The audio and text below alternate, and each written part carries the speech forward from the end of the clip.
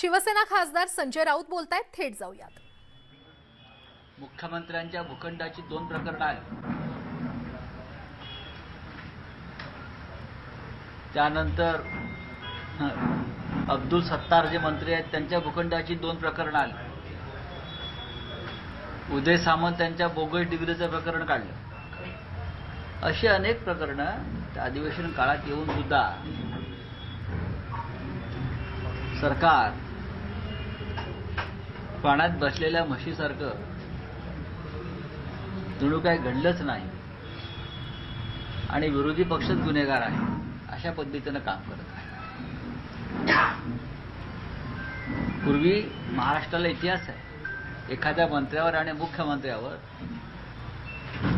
हायकोर्टानं किंवा साध्या कोर्टानं लहानसे जरी ताशेरे मारले तरी ते राजीनामे देत होते। बॅरिस्टर अंतुले हे नंतर निर्दोष ठरले 14 वर्षाने, पण जेव्हा हायकोर्टानं प्रतिभा प्रतिष्ठानच्या बाबतीत, इंदिरा गांधी प्रतिभा प्रतिष्ठानच्या बाबतीत त्यांच्यावर ताशेरे मारले, त्यांना जावं लागलं। शिवाजीराव पाटील निलंगेकरांना जावं लागलं। अनेक अशी उदाहरणं आपल्या महाराष्ट्रामध्ये आहेत। पण एका अधिवेशनामध्ये मुख्यमंत्र्यांसह 6 मंत्र्यांवर भ्रष्टाचाराची पुराव्यासह प्रकरणं येऊन सुद्धा सरकार अत्यंत ठोंब्याप्रमाणे बसून आणि काम करते, काम करत नाहीये। त्यांची कामं वेगळ्या पद्धतीनं सुरू आहेत। सरकारमध्ये सरळ सरळ 2 गट पडलेले आहेत, तुमचं तुम्ही बघा, आमचं आम्ही बघू। आणि हे तुमचं तुम्ही बघावाले जे आहेत त्यांचं सरकार 40 आमदारांच्या पलीकडे नाही। 40 आमदारांची खाली खुशाली त्यांना खुश करणं हे त्यांचं सरकार। ठीक आहे, पण हळूहळू चित्र बदलत आहे। महाराष्ट्रातलं वातावरण, राजकीय वातावरण हे एका परिवर्तनाच्या दिशेने चाललं आहे। 2024 ची तयारी सुरू आहे, पण त्याच्या आधीही परिवर्तन होऊ शकेल। आणि मी जे म्हणतोय हे सरकार फेब्रुवारी महिना बघणार नाही, ते माझं मत पक्क आहे। जर आमच्या न्यायव्यवस्थेवर दबाव आला नाही, येईल असं मला वाटत नाही, तर संविधान, घटना आणि कायदा बरं का याचं उल्लंघन करणारे बेकायदेशीर सरकार फेब्रुवारीचा महिना पाहणार। जो काही कायदा आणि संविधान सांगते त्यानुसार 16 आमदार हे अपात्र ठरतील आणि म्हणून फक्त वेळ काढू धोरण सुरू आहे। सरकार व्हेंटिलेटरवर आहे, ते काढलं सर्वोच्च न्यायालयाने की हे राम बोलो रे राम, मग कोणी त्यांच्याबरोबर राहणार नाही। आणि संपूर्ण महाराष्ट्राचं चित्र असं आहे की आता हे सरकार कधी उलथवायचं आणि नव्या निवडणुकांना कधी सामोरं जायचं या प्रतीक्षेत जनता आहे। उद्धव ठाकरे यांच्या नेतृत्वाखालची शिवसेना एकच, परत सांगतो, हे गट तट हे काय चाललंय ना हे तात्पुरतं आहे। शिवसेना एकच आहे, एकच राहील। ज्या शिवसेनेची स्थापना बाळासाहेब ठाकरेंनी केली त्या शिवसेनेचं नेतृत्व उद्धव ठाकरे करतायत आणि आमच्यासह संपूर्ण महाराष्ट्र त्यांच्याबरोबर आहे। शिवसेना हा एक महावृक्ष आहे, ज्याचं बीज बाळासाहेबांनी रोवलं आहे। महावृक्ष फोफावतो, वाढतो, पाचोळा पडतो, कचरा होतो। तो कचरा काही लोक उचलून नेत आहेत मुख्यमंत्र्यांच्या निवासस्थानी, नाशकातला असेल कुठला असेल, तो कचरा उचलून नेत आहेत कचरपट्टी, आणि त्या कचऱ्यासमोर मुख्यमंत्री भाषणं करतायत आणि फार मोठं। पण कचरा हा आग लावण्यासाठी असतो ना, आणि या कचऱ्याचा धूर काय फार राहत नाही। मी नाशिकला खास नेहमीच येतो, आलो, पाहिलं आणि मला अभिमान आहे। आपण सगळे पाहिले असेल, नाशिकची शिवसेना, शिवसैनिक, शिवसेनाप्रेमी जनता ही जागेवर आहे। कोणाला काय चिंता करण्याचं कारण नाही. बोला. आपण काही पदाधिकारी किंवा कार्यकर्ते गेलेत मागच्या काळात, त्यांना थांबवण्यात किंवा ते डॅमेज कंट्रोलमध्ये आपण थोडंसं काय डॅमेज नाही. तुम्ही डॅमेज कंट्रोल जे बोलतात त्यासाठी डॅमेज व्हावं लागतं. त्यासाठी डॅमेज व्हावं लागतं ना. नक्कीच काही लोक इथून सोडून गेलेले आहेत. त्यांचं नाव मला घ्यायचं नाही, पण त्यांना शिवसेनेत आल्यावर नवीन असतानाही 5 वर्ष महापालिकेत विरोधी पक्षनेते पद दिलं, जे त्यावेळेला महापालिकेतलं सगळ्यात महत्वाचं पद होतं. 7 वर्ष महानगर प्रमुख आहात तुम्ही, 5 वर्ष विरोधी पक्षनेते आहात, गट नेता, आणि अजून काय पाहिजे तुम्हाला? तुम्हाला जायचं म्हणजे असं आहे की त्याचाच अर्थ असा आहे की तुमच्या डीएनए मध्ये काहीतरी खोट आहे. एखाद्या माणसाला बाहेरून आलेल्या अजून काय द्यावं पक्षाने असं वाटतं. म्हणजे तुमचा डीएनए चेक केला पाहिजे. साहेब, आपण काल पण म्हटलं की शिवसेना वटवृक्ष आहे आणि हा कचरा निघून गेला, पण हा कचराही फार जास्त नव्हता आमच्याकडे. या कचऱ्याचं खत बनतं ना, त्याच्यामुळेच तर वटवृक्ष ठीक आहे, हे बोलायला चांगलं आहे, खत बनतं वगैरे, बरं का. कचरा काही ठिकाणी जाळायला वापरतात, हा, शेकोटी घ्यायला, तेवढ्या पुरतं. पण प्रत्येक संस्थेकडे असं कचरा पडतोय, नेमकं काय कारण? आणि जी मंडळी गेली, अरे कोणी गेलं नाही, हे पाय ते नाही सर, कोण गेलाय? दुसऱ्या फळीमधले जे लोक आहेत, नाही, एकापेक्षा दुसऱ्या फळीचे लोक हे आंदोलन वगैरे याच्यामध्ये. तुम्हाला कोणतं आंदोलन आता आम्ही करून दाखवायचं शिवसेने? नाही, जे आता 60 पदाधिकारी गेले ते दुसऱ्या फळी. नाही 60 पदाधिकारी वेळ कोणी 50 गेले. 50 नाही, पुढे बोला. त्याच्यामध्ये चार पदाधिकारी होते आणि तेही क्षुल्लक पदाधिकारी होते. नावं छापलेत ना, काय नावं पण दिले. आता तुम्ही एखाद्याला गाडवाला गंगाधर म्हणायला लागले, त्याला काय विलाज? नाही, नाव मी सांगतो ना तुम्हाला, तुम्ही आता गाडवाला गंगाधर म्हणायला लागले, त्याला काय विलाज? काही माजी मंत्री, काही माजी आमदार अर्ध्या वाट्यात गेले, परंतु परत आले अर्ध्या वाट्यात. बाळासाहेबांचे शिवसेने म्हणजे शिंदे गटात ते चालले होते, त्यात नाशिकमधले काही माजी मंत्री, माजी आमदार असतील, ती सुद्धा मला चर्चा आली. परंतु प्रश्न असा आहे, सर एक मिनिट, माझा प्रश्न असा होता, हे आंदोलन करणारे कार्यकर्ते होते. असं तुम्हाला कोणी म्हटलं की आंदोलन शिवसेनेचं त्यांच्याशिवाय अडताय कोणाशिवाय? आंदोलनामध्ये दिसतात ना सर. आंदोलन होतील ना भविष्यात, तेव्हा तुम्हाला कळेल. बघा, 40 वर्ष आंदोलन करणारी पिढी बदलत गेली, पण आंदोलनं सुरू आहेत आमच्या आधी आणि आमच्या नंतर आणि आता सुद्धा.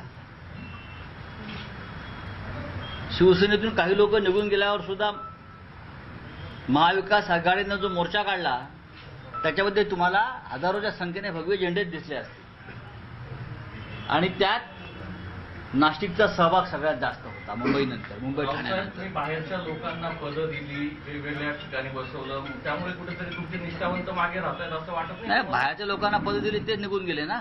मग त्याच्यामुळे निष्ठावंत कुठेतरी अरे तुम्ही मला काय चूक सांगताय हो? हे ते कोण बसले? हे निष्ठावंतच आहेत ना. आयात करून त्यांना उमेदवारी दिली, त्यांना तिकीट दिले, त्यांना महानगर प्रमुख केलं. कुठे गेले ते? बरोबर बरोबर. अजय बोरसे सोडून गेले. अजय बोरसे तुम्हाला उदाहरण देतो. अरे बाबा, तू काय इथे कोर्ट मार्शल करायला बसलाय का? तुमचे निष्ठावंत होते, असतील ना. त्या प्रकारचे आरोप केले तुमच्यावरती, माझ्यावर म्हणजे शिवसेना पक्षावर. काय माहित नव्हतं तुम्हाला? शिवसेना समजून घ्या. हा बोला. सर आपण म्हटलेत की मंत्र्यांवर आरोप झालेत, त्यांनी राजीनामे दिले नाहीत. मग नवाब मलिक म्हणा किंवा अनिल देशमुख यांच्यावर पण आरोप होते, तर जेलची हवा खाते तरी राजीनामा दिला नव्हता त्या काळामध्ये. असं तुम्हाला कोणी सांगितलं? अनिल देशमुखांनी राजीनामा दिला होता. नवाब मलिकांना आमचा आग्रह होता राजीनामा घेऊ नका म्हणून त्यांचा, कारण जसं देशमुखांच्या बाबतीमध्ये आम्ही ठाम होतो की हे खोटं प्रकरण आहे, हे राजकीय प्रकरण कुमांड आहे. नवाब मलिकांच्या बाबतीत सुद्धा माझं ठाम मत आहे. माझ्या बाबतीत काय झालं, दिल्लीतल्या प्रकरणात काय चाललंय, देशभरामध्ये केंद्रीय तपास यंत्रणांचा गैरवापर हा फक्त आपल्या राजकीय विरोधकांना छळण्यासाठी, त्रास देण्यासाठी, त्या पक्षाची वाढ रोखण्यासाठी, बरं का. नाहीतर हे येडे गबाळे बोलतात, ह्याला तुरुंगात टाकू, त्याला तुरुंगात टाकू, त्यांच्या बापाचं राज्य आहे का? हा, म्हणजे याच्यातून स्पष्ट आहे ना की केंद्रीय तपास यंत्रणा आणि सत्ताधारी पक्षातले लोक त्यांचं संगनमत आहे आणि ते ठरवतात कुणाला तुरुंगात टाकायचं.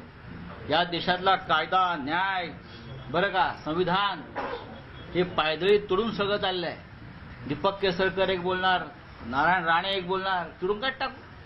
तुमची वेळ हे लक्षात घ्या. जर याच पद्धतीनं हा देश चालणार असेल तर वेळ प्रत्येकाची येते आणि प्रत्येकाची दिवस येतात, हे विसरू नका. आम्ही कधी सुडानं वागलो नाही, आमचे सरकार होते. बाळासाहेब ठाकरे तर कधीच राजकीय सोडाने वागले नाहीत कोणाशी. पण तुम्ही, कारण तुम्हाला काही अक्कलच नाही ना. तुमची सत्ता केव्हा तरी जाणार आहे. सत्तेचा अमरपट्टा घेऊन कुणी आलेलं नाही. उद्धव ठाकरे 2.5 वर्ष सत्तेवरती होते. एक उदाहरण दाखवावं कोणावरती त्याने सुडाना कारवाई केली आहे का म्हणून. किंबहुना ते सांगायचे की कुटुंबापर्यंत जाऊ नका, मुलांपर्यंत जाऊ नका. ही त्यांची भूमिका आहे. राज्यकर्त्यांना जो प्रमुख खुर्चीवर बसलेला आहे, तो मुख्यमंत्री असेल, तो मंत्री असेल, त्याने अत्यंत संयमानं राज्य चालवायचं असतं, राज्य सगळं टाकायचं असतं. सुडबुद्धीनं काम करणारा राजा म्हणत नाही, राक्षस म्हणतात. तर या सर्व कालावधीमध्ये अनुभूती मिळते किंवा त्याला भावना निर्माण होते. तर ही सगळी लाट जी आहे तुम्ही कॅच कशी करून ठेवणार आहात? या प्रश्नाचं उत्तर काय देणार. भावना निर्माण होते. बघा, जे आता या पक्षातून निघून गेलेले आहेत, काय गट वगैरे तुम्ही म्हणताय, ते डबकं आहे. ते डबक्यात बेडूक राहतं आणि बेडकाचं आयुष्य किती असतं, पावसाळ्यापुरतं असतं. डबक्यात बेडूक राहतो, हे डबकं आहे. सर ते बेडूक काय करणार, आता डराडोळा करतील, पाऊस गेला का बेडूक नष्ट होतील. हे सगळे भाजपात जाणार, त्यांना दुसरा पर्याय नाही. हे अपात्र ठरतायत, हे सगळ्यांना माहिती आहे, हे त्यांनाही माहिती आहे. हे दिवस ढकलतायत, हे फक्त आजचं मरण उद्यावर ढकलतायत. एवढंच त्यांच्या हातात आहे केंद्राच्या, आजचं मरण उद्यावर ढकलणं. जर ते अपात्र ठरले नाही तर तो संविधानाचा सगळ्यात मोठा अपमान आणि कंटेम ठरेल. कारण अपात्र करावंच लागेल, कारण कायदाच तसं सांगतोय, 10th शेड्यूल तसं सांगताय आपल्या संविधानातलं. अशा वेळेला हे 16 आधी अपात्र ठरतील, मग उरलेले अपात्र ठरतील. हे मी कायद्याच्या चौकटीतले तुम्हाला विधान करतो. आणि हा निर्णय जर फेब्रुवारी महिन्यापर्यंत लागू शकला तर सरकार फेब्रुवारी महिना पूर्ण बघणार नाही. आपल्या निमित्तानं नारायण राणे उद्धव साहेबांची भेट घेणार आहेत. कारण चांगली गोष्ट आहे. आपण त्यांच्याबद्दल जे काही मी कुठे काय बोललो, त्यांनी सुरुवात केली. त्यांचं म्हणणं आहे की उद्धव साहेब आणि ठाकरे कुटुंबाबद्दल आपण आधी काही बोलत ते त्यांना. माझ्या आयुष्यामध्ये मी नारायण राणेला कधी भेटलो नाही पक्ष सोडल्यावर, बरं का. हे सगळ्यांना माहिती आहे. मी कधी बेईमान गद्दारांना भेटत नाही, त्यांच्याशी त्यांचं तोंडही बघत नाही. त्यांना उद्धव ठाकरेंना भेटायची इच्छा व्यक्त झाली, हे चांगलं लक्षण आहे. मी निमित्त ठरत असेल त्यांना भेटण्यासाठी. आत्ताच माझं उद्धव साहेबांशी बोलणं झालं या विषयावरती. मी हसत होतो, ते हसले, बरं का. आणि सुरुवात कोणी केली, आदित्य ठाकरे, उद्धव ठाकरे, रश्मी ठाकरे ह्यांच्यावरती अत्यंत घाणेरड्या शब्दामध्ये चिखलफेक करायची सुरुवात ह्या माणसानं केली. आम्ही नाही केली. आमच्यावर संस्कार आहेत. मी परत सांगतोय, सुरुवात कोणी केली, आम्ही केली का नाही. तुम्ही पक्ष सोडलाय, तुम्ही दुसरा मार्ग स्वीकारलाय, तुम्ही शांतपणे जगा. आमचं काय म्हणणं आहे का. तुम्ही तुमच्या कर्मानं जगा, कर्मानं मारा. आता तुम्ही आदित्य ठाकरेवरती किती घाणेरडे आरोप करता, काय पुरावे आहे. तुमची मुलं, तुम्ही उद्धव ठाकरेंविषयी कोणत्या भाषेत तुम्ही बोलताय, रश्मी वहिनीविषयी कोणत्या भाषेत बोलत होता, शरद पवारांना तुम्ही ज्ञान देताय, कधी काळी मोदी आणि अमित शहाना ज्ञान देत होता. पृथ्वीराज चव्हाण, अशोक चव्हाण, अहमद पटेल, कोण आहात तुम्ही, हा माझा प्रश्न आहे. आता मी त्यांना उल्लेख आहोजाव करतो, पण परत सांगतो, आमच्या नादाला आता यापुढे लागला कोणीही तर तुम्हाला कळेल आम्ही काय आहोत. आणि फार हे धमक्या दादागिरी करू नका. आमचा अख्खा आयुष्य रस्त्यावर गेला. तू कधी रे कानफडात खाल्लीस, खाल्ली का. मोठा भाईगिरी दाखवतो आम्हाला, या दाखवतो. माझ्या माहितीनुसार त्यांचं केंद्रीय मंत्रिपद झालं. काय कारण आपल्याला वाटतं. कारणं खूप आहेत. आता हे जो नवीन एक गट निर्माण झालाय, त्यांच्या काही लोकांना सामावून घ्यायचा महाराष्ट्रातून असं मी ऐकतो. अशा वेळेला कोणाला ते काढावं लागेल. अशा वेळेला यांचा परफॉर्मन्स शून्य असं मी ऐकलं. पिओमुकडे आमची माणसं असतात, आम्हाला माहिती येत असतात. पण मला त्यात पडायचं नाही, तुम्ही आमच्यात पडायचं नाही. तुम्ही आहात ना, तुम्ही तुमचं काम करा. तुम्ही ज्या पक्षात गेलात त्या पक्षाशी इमान राखा. आम्हाला आमच्यावरती असे घाणेरडे आरोप करणं म्हणजे इमान नाही, म्हणजे तुमचं काम नाही. पण निष्ठा, बाडगा असतो ना, बाडगा हा जास्त मोठ्याने बांग देतो, असे बाळासाहेब ठाकरे म्हणतात. बाडगा मोठ्याने बांग देतो, तो सिलेंडर जरा जास्त उंच करतो त्याचा. तसंही चाललंय. पण हे तुमचं आहे. तुम्ही आमच्या विरुद्ध उभे राहिलात ना आधी, तेव्हाही आम्ही काही काळ संयम राखला. उद्धवजीने सांगितलं संयम राखवा, पण तुम्ही आता मर्यादा सोडली. म्हणून आम्हाला हात जोडले होते तर हात सोडावे लागले. अजून हात सुटलेला नाहीये. तुम्ही आमची का उखडणार आहात? तू कोण आहे? तू काय करणार? लाचार माणूस आहे. 10 पक्ष बदलतो घाबरून. डरपोकांना घाबरण्याचं कारण नाही आम्हाला. राऊत साहेब, पण नारायण राणे अरे सोड रे, काय तुझं जीप उठाळून घेतो. चल राऊत साहेब, महाविकास आघाडीने राज्यपालांच्या वक्तव्याच्या विरोधात हा मोर्चा काढला. त्यानंतर जर त्यांना परत बोलवलं नाही केंद्राने तर पुन्हा आंदोलन करण्याची भूमिका घेतली होती. परंतु आज 20-25 दिवस झालेले आहेत. महाविकास आघाडीचा कुठलाही नेता त्या संदर्भात बोलत नाही. असं कोणी म्हटलं आपल्याला बोलत नाही आंदोलनाची म्हणून? महाराष्ट्र बंदची भूमिका होती. घेऊ ना, करू ना. जातील राज्यपाल, लिहून ठेवा. सर, महालक्ष्मी रेस्टॉरंट जो आहे तर तो बघा, मुंबईकडे हलवणार असं प्रस्ताव विचारला ठीक गेला आहे, हे विषय मुंबईत बोलू आम्ही. इथे कुठे रेस्पॉन्स आहे? इथे काय घोडे धावतात तुमचे? नाही, पण विचाराधीन आहे प्रस्ताव. बघू ना, मग ते महापालिकेचा विषय आहे. संजय शिरसाट असं वाटतं की 20 ते 25 तारखेपर्यंत मंत्रिमंडळ विस्तार होईल असं वाटतंय तुम्हाला? मला माहिती मी कशा करता बोलू. साहेब, अजित पवारांकडनं गेल्या काही दिवसांपासून जे काही वक्तव्य झालं छत्रपती संभाजी महाराजांबद्दल असेल त्याच्यावरती पुरेसं बोलून झालेलं आहे. त्याच्यावर चर्चा झालेली आहे. जे विषय माझ्या कानापर्यंत आलेले नाही त्याच्यावरती मी आता मत व्यक्त करणार नाही. काल रामदास कदम म्हणाले अरे जा रे. खासदार हेमंत गोडसे त्यांनी एक पेट्रोल पंप बळकावलाय असे आरोप होत आहेत. बघा, हे सगळे चोर लफंगे त्या डबक्यात गेले. संजय राऊत यांची पत्रकार परिषद सुरू होती नाशिकमध्ये आणि तिथे वेगवेगळ्या प्रश्नांना घेऊन ते उत्तरं देत होते. आणि यानंतर थेट आपण नजर टाकणार आहोत हेडलाईन्सवर. हेडलाईन्स